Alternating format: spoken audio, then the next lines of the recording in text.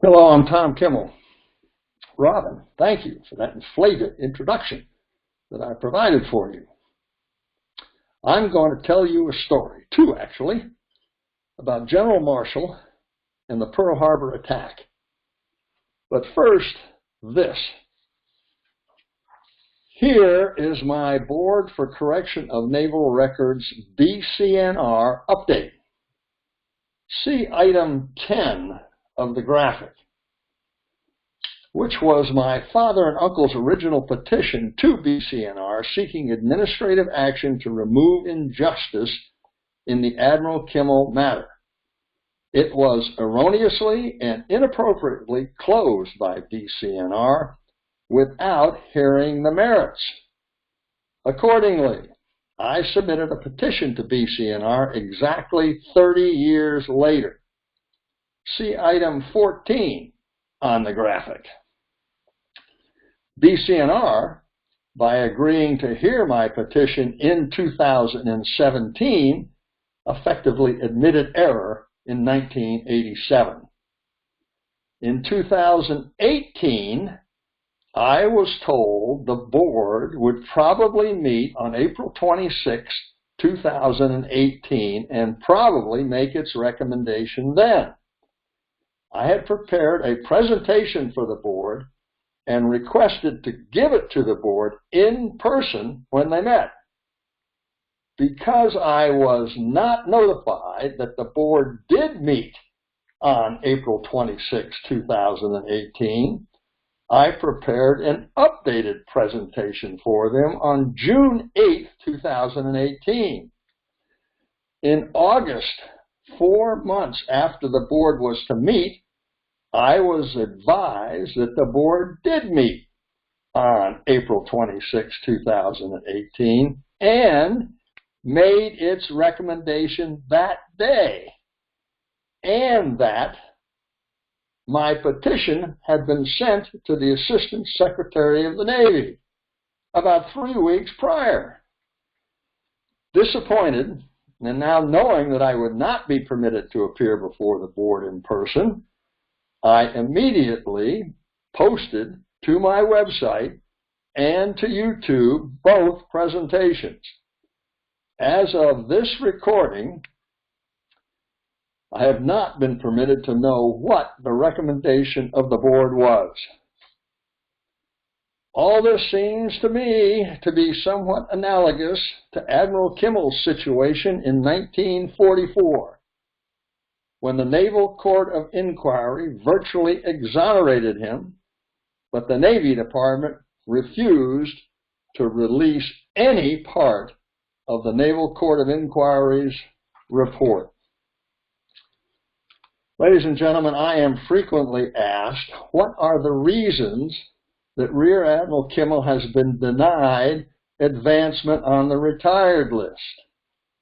Well, I suspect this.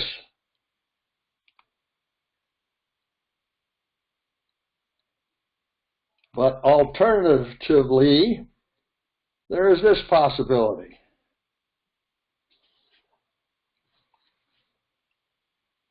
My favorite comes from Admiral Hyman Rickover.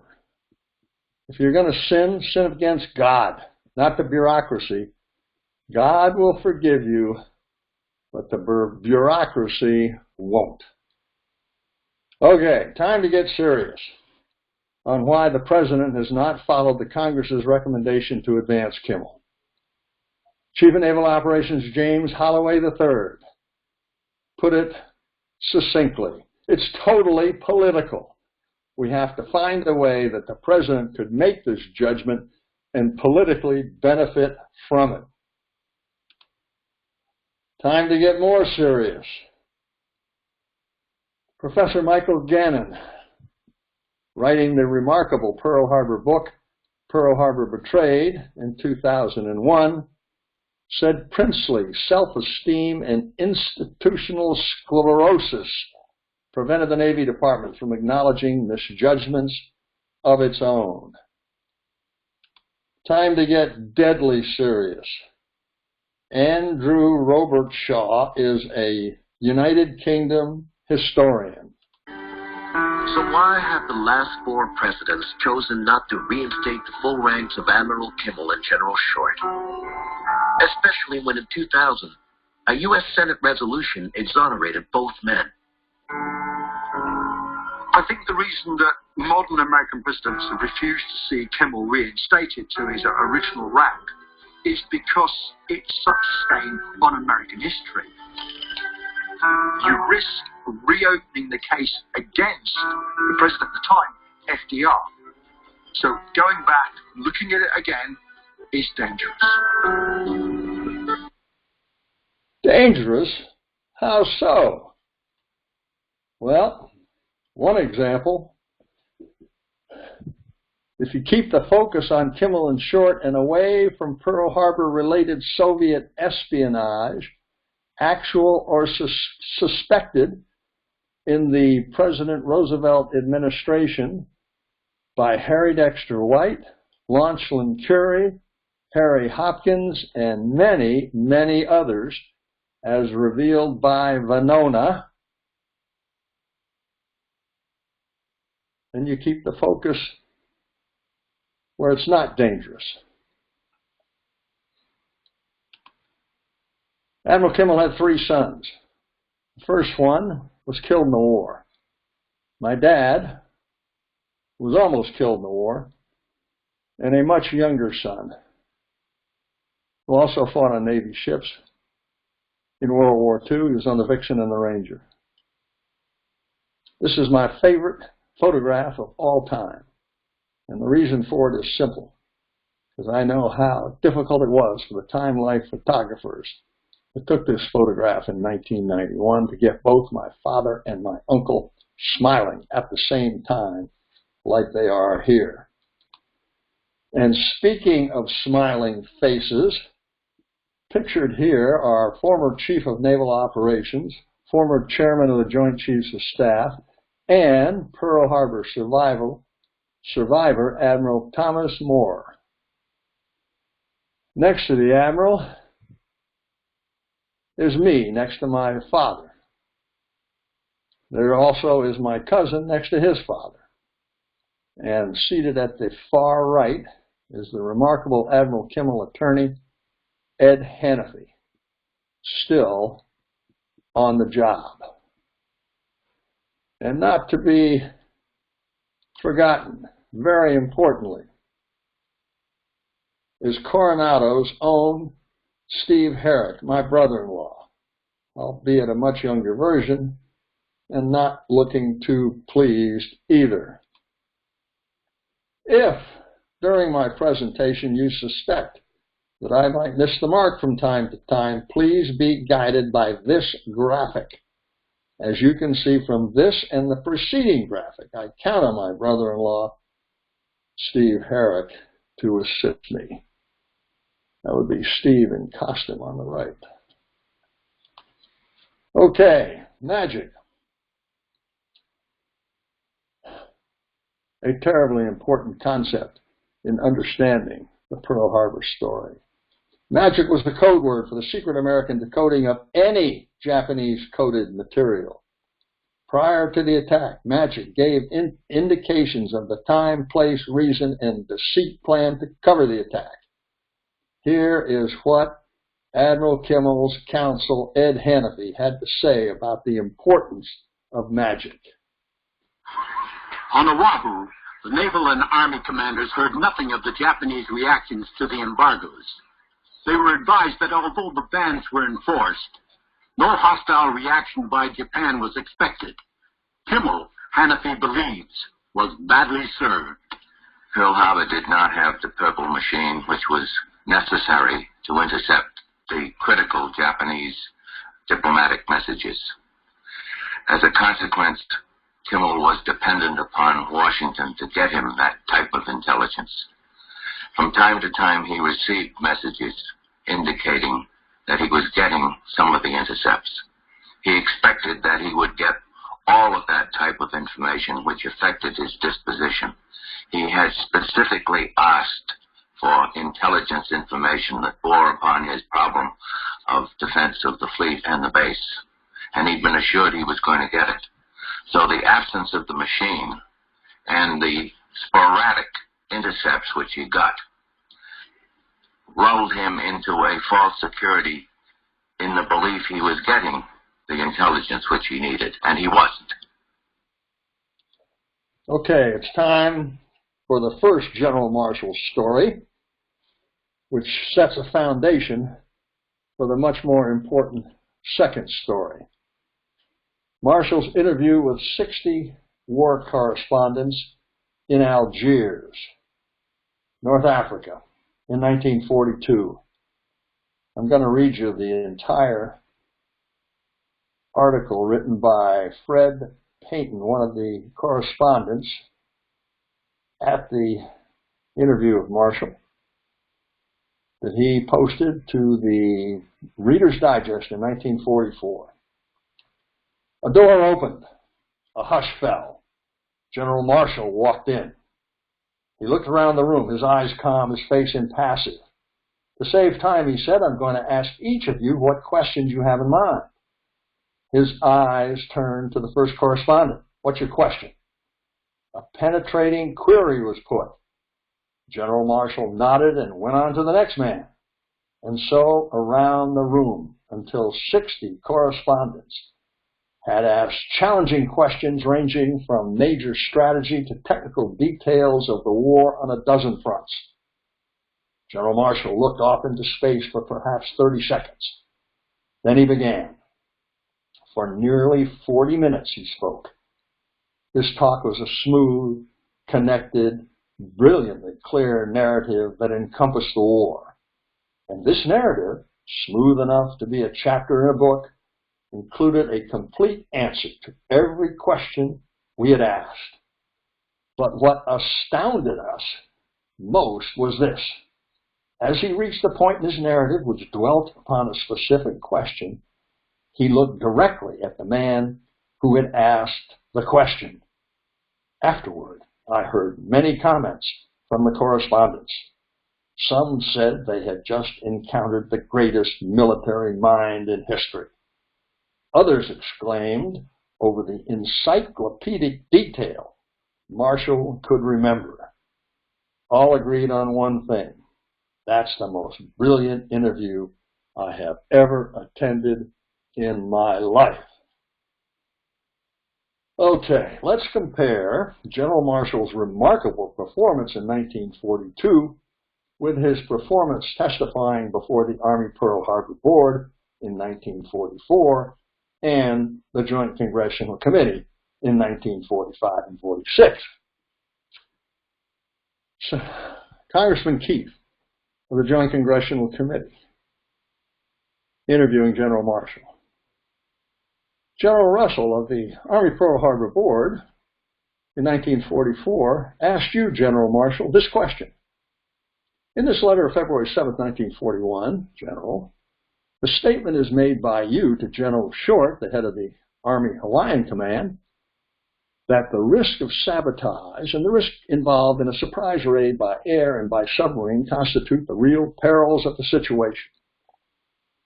Did anything that occurred between the date of this letter of February 7, 1941 and the attack on Pearl Harbor on December 7, 1941 cause you to change in any way that estimate of the situation in Hawaii?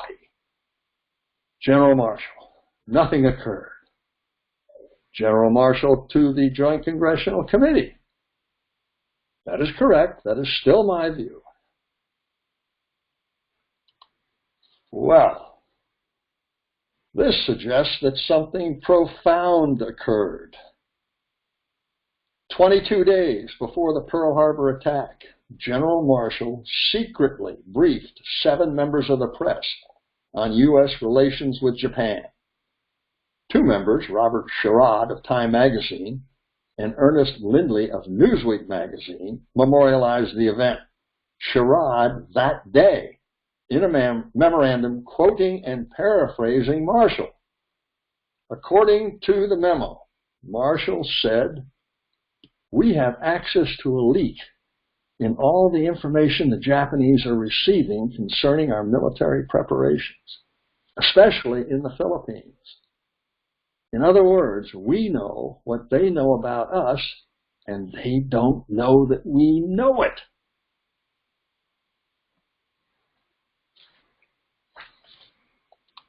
Sherrod's memo continued. The grand strategy does not include the use of much naval force.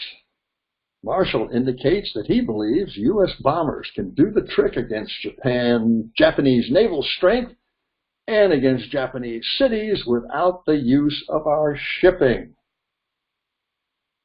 Sherrod's memo concluded with his added handwritten comment dated August 29, 1945. The danger period is the first 10 days of December, Marshall said. If we get by that, we'll be okay until February. By then, MacArthur will have plenty in the Philippines. Conference attendee Newsweek's Ernest K. Lindley noted that, Marshall said, our aim is to blanket the whole Japanese area with air power.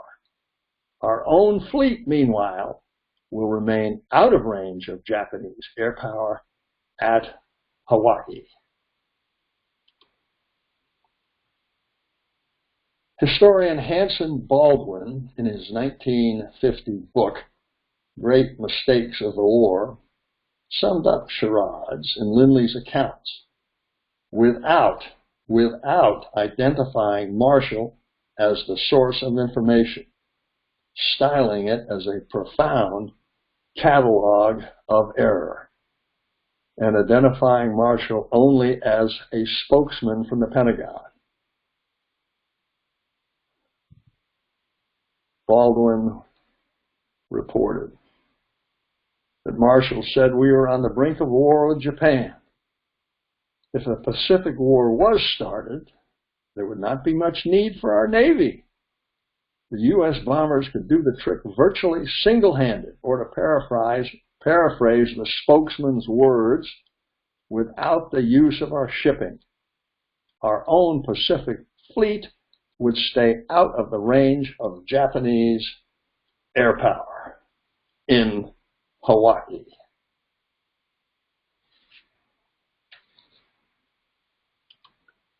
Sherrod identified his source as Marshall in 1964.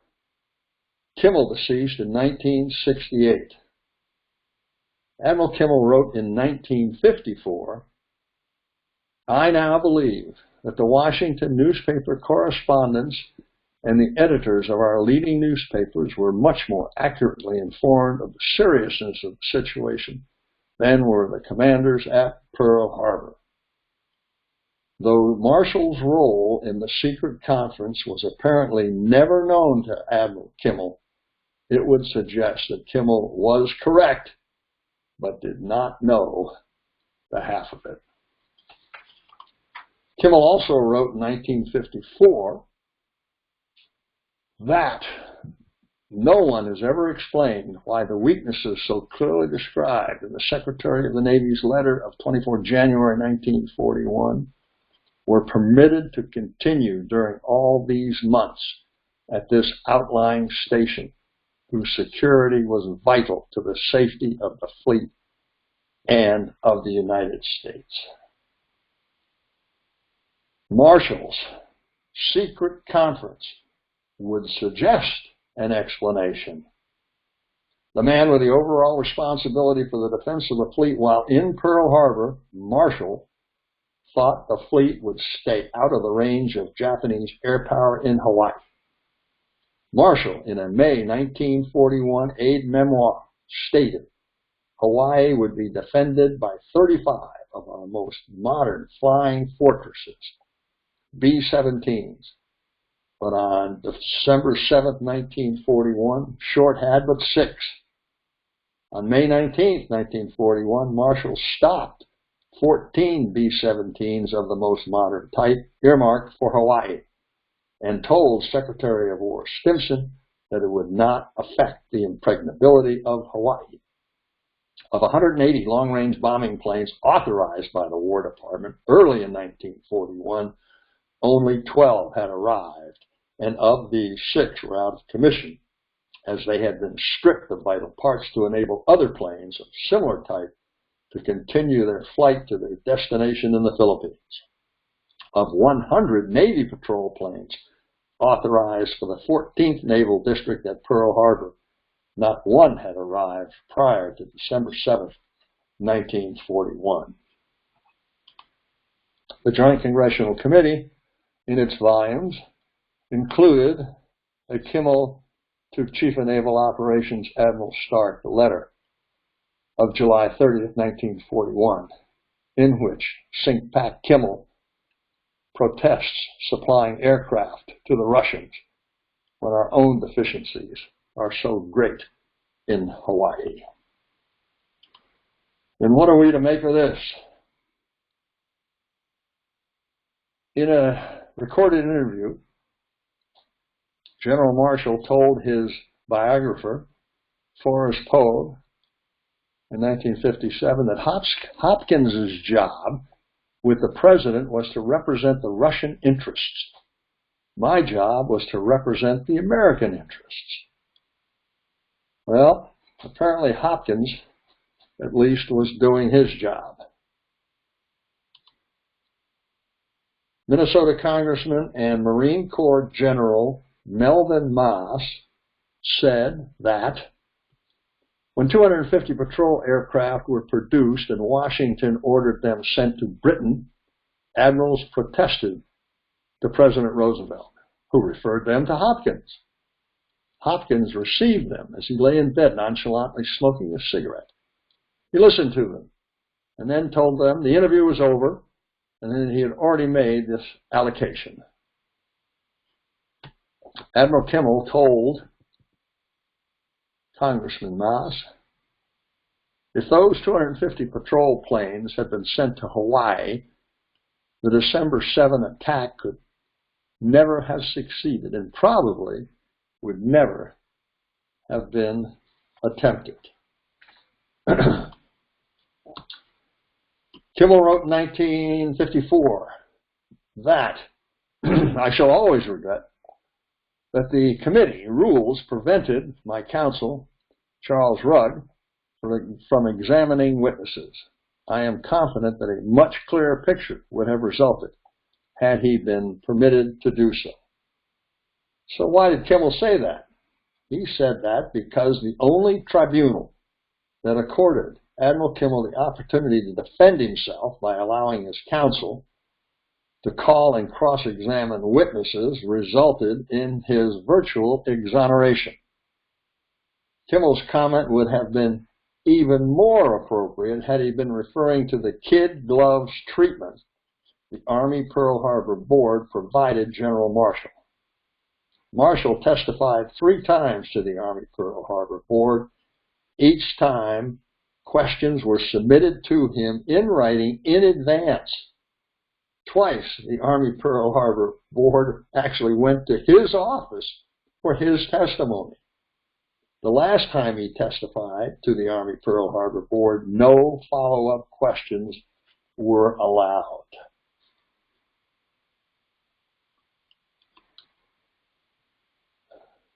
Here's a graphic depicting General Marshall's testimony before the Army Pearl Harbor Board in 1944 and the Joint Congressional Committee in 1945 and 46. In the first appearance before the Army Pearl Harbor Board, the interview styled his appearance as Marshall saying, talking much and saying little. The last witness before the Army Pearl Harbor Board in Washington, D.C. was Admiral Kimmel. Admiral Kimmel's appearance was a bombshell. He answered the questions of the Army Pearl Harbor Board. Then they asked Admiral Kimmel the pervasive question, do you have anything that might help us in understanding and making recommendations? And he said he had a statement. And his statement clearly said that vital information available in Washington, D.C. was not provided to the commanders in Hawaii. Information that provided the time, place, reason and the sea plan to cover the Pearl Harbor attack. Shocked, the Army Pearl Harbor Board immediately prepared another list of questions for General Marshall, as he was not expected to return, nor was it deemed necessary by the Army Pearl Harbor Board. But he immediately came back again, and after telling the Army Pearl Harbor Board in the first appearance, suddenly, I have to go, I've got something that just won't wait, he did the same thing in his second appearance, where he suddenly, after answering questions propounded to him that he wanted to answer, he suddenly announced that he was leaving. In the third appearance, General Marshall was again given written questions, and this time the Army Pearl Harbor Board was not allowed any follow-up questions. A similar situation occurred at the Joint Congressional Committee in 1945. Marshall gave his testimony to the Joint Congressional Committee, after which Lieutenant Commander Lester Shoals, in his showstopper appearance before the Joint Congressional Committee, said he had delivered the 13th part of the 14-part ultimatum of Japan, responding to the November 26, 1941 ultimatum of the United States to Japan. He delivered the 13th part to President Roosevelt and Harry Hopkins Saturday night, December 6, 1941. Commander Schultz, under oath, testified that President Roosevelt's reaction was, "This means war." And of course now the investigation was turned on its head. Investigators wanted to know where General Marshall was Saturday night when his boss was reading a secret communication from the enemy and declaring this means war.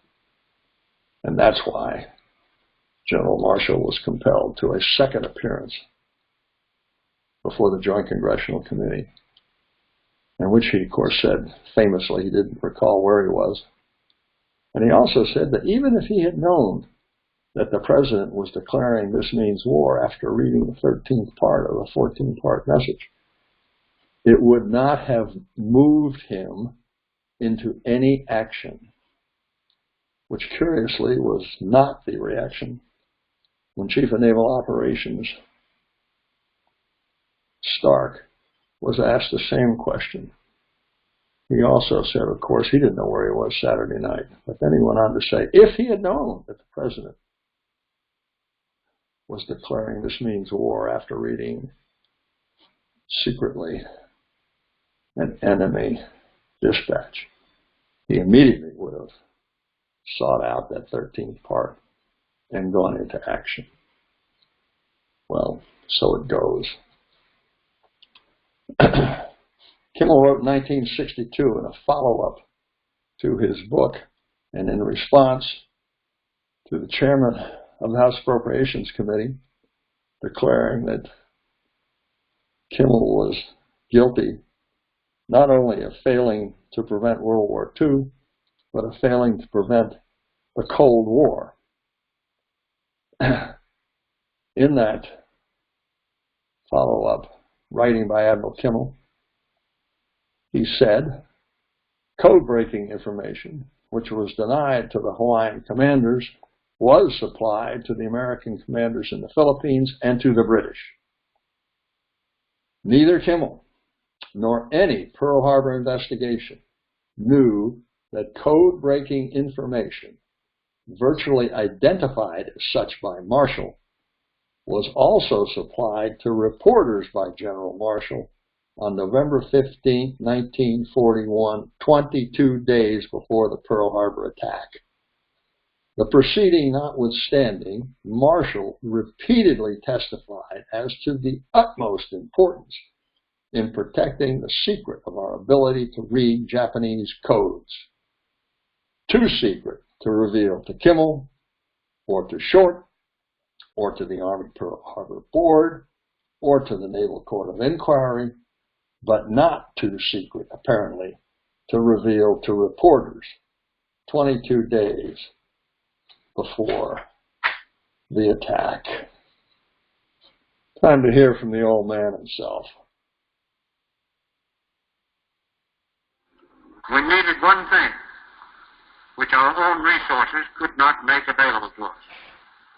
That vital need was the information available in Washington from the intercepted dispatches, which told when and where Japan would probably strike. I did not get this information. Just in case anyone missed the point. Days before the surprise attack. I cannot understand now. I have never understood. I may never understand why I was deprived of the information available in the Navy Department in Washington on Saturday night and Sunday morning. So let's sum it up. The current Director of Naval History, Admiral Sam Cox, in his Pearl Harbor Day message, delivered December 7th, 2016, and sent to every admiral in the United States Navy, had this to say in very pertinent part. Many senior military and government officials in Washington, D.C. were far more culpable of the failures that led to surprise at Pearl Harbor than Kimmel was.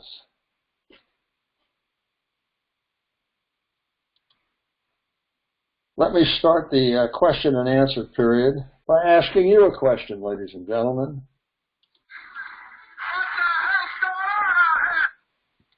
How's that again, Vince?